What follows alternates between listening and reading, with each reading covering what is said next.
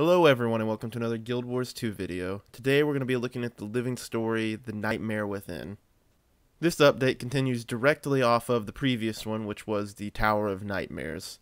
So, in the last update, a giant tower has appeared in Kessex Hills and started spewing poison everywhere. We couldn't get in this tower, but Marjorie was trying to find a way to combat the poison that was spewing out to enable us to even get close enough. Well, with this update, we have found a way now to get inside of the tower itself, and all of the new content for this update is within this new zone inside, which is, the Tower of Nightmares zone. Once you're inside the tower, there are 3 levels. Technically, I guess you could say there's 4, because there's the very top, but there are 3 levels that actually have enemies and everything on. Each of these levels has a chance of dropping a specific key, which when you combine all 3 of the color keys together, you can open a chest at the top of the tower called the Tri-Key Chest.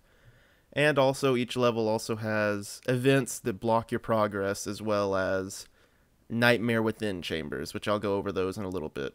When you enter in on the ground floor, but once you talk to these travel golems, you can then teleport, once you've gotten to them, to the 2nd and the 3rd floor, but not to the end of the 3rd floor, which is the very top of the tower. At the very top of the tower is, of course, the Tri-Key Chest itself, and also a story instance. The story instance is the main instance of this update, and it puts you against it puts you against all of Scarlet's minions, and then also something at the end of it. You enter the instance with Marjorie and Casimir, at least the first time, and you go through fighting Aether Blades, Molten Alliance, Clockwork, and then finally some Toxic Alliance. When you get to the final room, Scarlet is of course there, and gives you this nice little cutscene, which basically... really, it's just a recap of everything that's happened in the living story up until this date. Scene. On the other hand, nothing wrong with a little anticipation. We've been having so much fun, haven't we? Ah, the memories. No one even noticed the strings on my Flame Legion and Dredge puppets. Yay me! And I made them dance so pretty. Although, I suppose I did go a bit cuckoo with my crew. And crew? Ha! Lions ought to be talking about that hoo-ha for, generations. But my favorite performance to date was Queen's Jubilee. Sigh, I do miss the charming Lord Farron and his fancy panties. I should tell you, by the way, I'm done here. This extravaganza couldn't have turned out better if you tried. But don't be sad. You'll see me again. Just not before I see you.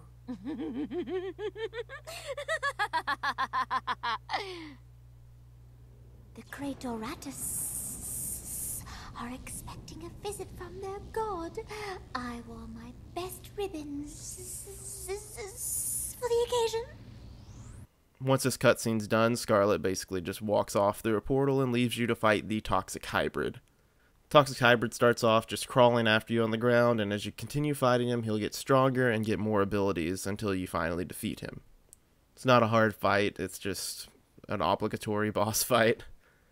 Once that's done, you go over to an antitoxin injector, and you inject it into the heart of the tower. Now, supposedly... every time you do this, it adds to the bar over on the right. If you look on the video, you should see it. It's a bar that's slowly filling up. This is supposedly only filling up when we, the players, inject antitoxin into it, so it's supposed to not continue until we do it a certain amount of times. There's a lot of speculation that this is not true and that it's just filling up over time, like, it would during the the original Shadow of the Mad King update. I don't know if that's true yet, but we'll be able to see. If it's halfway full next Tuesday when the Fractal update comes out, then it's just filling up artificially. So that's actually what mainly happens in this update. Yeah, that's it. So the reason we're given for the krait allying with the Nightmare Court is that Scarlet promised to bring their profits back. And she did this by making this hybrid and convincing them that that is their profit. I mean, I guess I'm okay with that, but there's other parts of this update that just tick me off. And I'm about to go negative for once. I don't do that very often on these videos, but I'm about to go negative. So I have a very, very important question here. We've been fighting Scarlet for how long now? Since, like, August? Yeah, I just looked it up. Queen's Jubilee and Clockwork Chaos were in August of this year. So we've been fighting Scarlet for almost 4 months now. A lot of not all of the updates have had to do with her, but a lot of them have. What have we learned in that time period since Clockwork Chaos about her character? We learned a decent bit during that update, and we had the story on the website, which was nice. The only thing we've really learned since then was in the Twilight Arbor update, where we were told, oh, she knows a secret that Kaith has that no one else knows, but we're not going to tell you. Ah. The only development they've given to this character has made her stronger by adding more alliances behind her, and some alliances, like this one, are quite a stretch. Molten Alliance? Okay, whatever. Aether Blades? That one makes sense. Toxic Alliance? That's really pushing it. Really pushing it, and they didn't really give much of a reason. They just said, oh yeah, the krait did it because, you know, they wanted their profit. You didn't say anything about how desperate the krait are. You didn't say what faction of the Nightmare Court's doing this, how much of the krait are even involved. You just did it. You just did it and didn't give a very good reason for it. On top of that, we finally get up here to the top. We see Scarlet again. We haven't seen Scarlet in person for quite a while. You expect, oh, maybe now we're going to learn something. Why is she doing this? Maybe she's going to go, haha, my Grandmaster plan worked. This is why I did this tower thing, and this is what's going to happen. No. All she says is, oh yeah, this worked out as best as I could plan. Haha, see you later. Nothing else. You don't give any character development. You don't do anything else with her. She just walks through a portal and she's gone. I know ArenaNet has some decent story behind her, and the reason why she's doing this. Why is it taking so long to tell us? You've got to pick the pace up on these updates. This just makes people so angry. A little bit of leading on and, you know, hinting at what's to come and not telling us everything, that's fine. That's decent storytelling. It keeps us compelled. Eventually, you have to give us something. There is nothing. We've learned nothing new about Scarlet. These stories have moved at almost like a glacial pace so far. And like I said, we don't get any character development. The only character development we've got is a little bit for Casimir and Marjorie. A tiny, tiny bit. And it was more, oh, Casimir before was this character who just kind of showed up and didn't do anything. Now she at least talks. I mean, heck, Rox and Bram appear in this update. What reason are they here for? There's no explanation given. They're just there. They're just here in the tower, and oh, we got to fight with them, and that's it. I mean, I just can't be happy with this update story-wise. It's just, you got to give us more than this. After this long and this much leading on, you can't just go, oh, here's a recap, and see you guys later. That's just stupid. On top of that, let me complain about this zone a little bit before I get done complaining. You might have thought it was a good idea to have a bunch of events that were not soloable to go up the tower. I mean, you can solo a few of them, but most of these events are difficult. Even if they're only scaled to veteran level, the bosses are difficult. During the first day, that's not a problem. There's a bunch of people in there going up through the tower. Everyone wants to get to the top, yada yada. Second day, still a little less people. How about a week from then? It is really hard to get through the tower now, especially the third level where you have the constant in combat. I don't really know what to make of this one because, I mean, they could have put a travel golem at the top.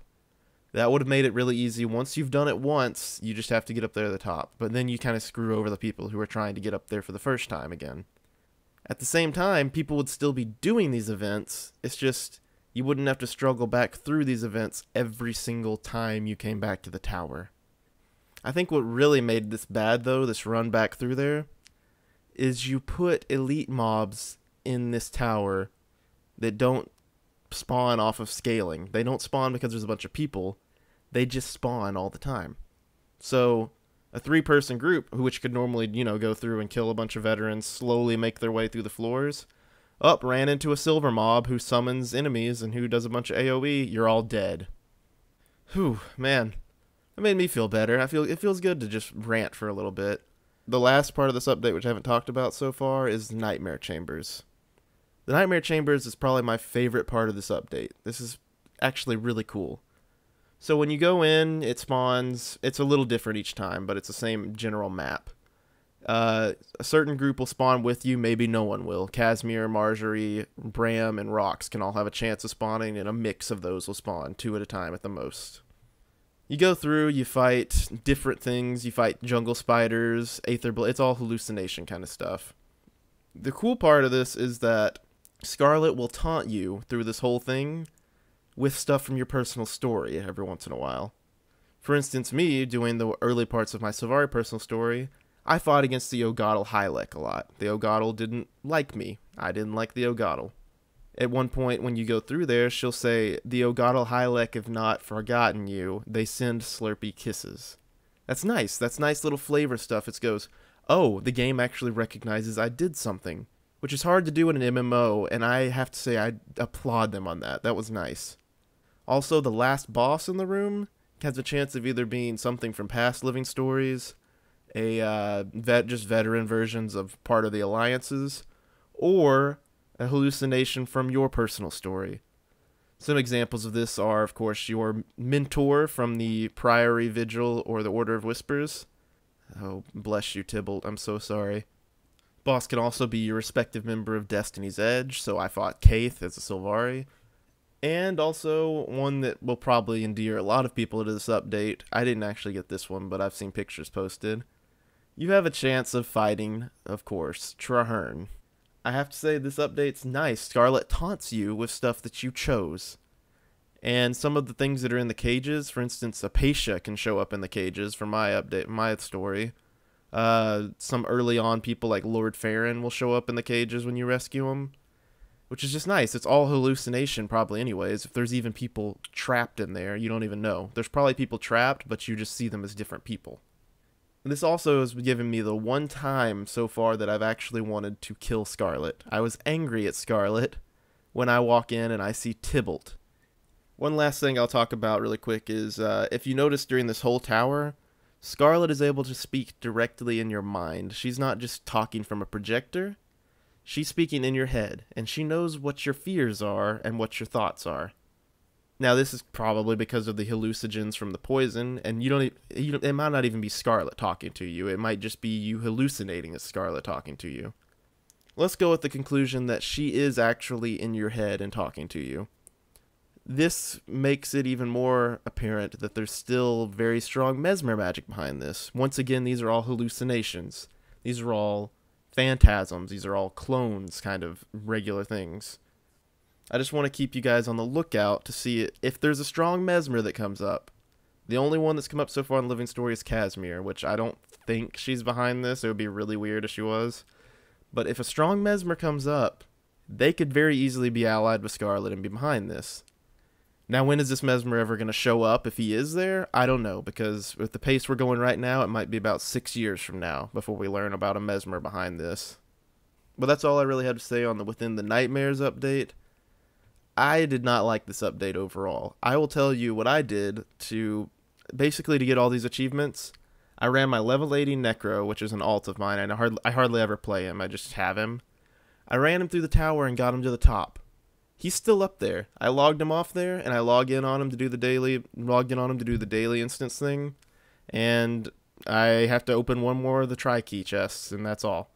I just didn't want to go through the stupid gambit of trying to get to the top of the tower every single time, and one of the achievements makes you run that top story instance 5 times. Not like, oh, you need to run it again to do it quicker, which is fine, or you need to run it again and not die, which they do an achievement for that, but it's unlocked after you do it one time. Now, there's an achievement to straight up kill the toxic hybrid 4 times, and it is unlocked after you kill the toxic hybrid the first time, so you have to kill him 5 times. So you have to do the story instance 5 times.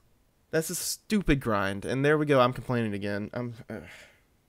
Yeah, I didn't like this update. I really don't. It's all confined into one little area. It has almost no impact on what's going on in the world. I mean, the only impact is what's going on from the last update, which is just random sprouts appearing. I mean, I just want some progression from these stories. Just let it continue. Stop dredging it up and sticking it on random alliances and random places that don't seem to be doing anything. But anyways, that's my little rant done. I hope you all enjoyed the video. I know I enjoyed letting all that out. If you have any comments of any theories on anything, or you want to shoot me down or tell me how I'm an idiot for complaining so much, leave it in the comment section. If you missed any of the last Living Story updates, I have a video for every single one of them on my channel. I should have all of them going forward as well. That's what I'm trying to do, keep everything up to date. So if you missed any of them, that way you can always look here and you'll find a video for it. But that's all I've got on this update. Thank you all for watching once again, and I'll see you all next time.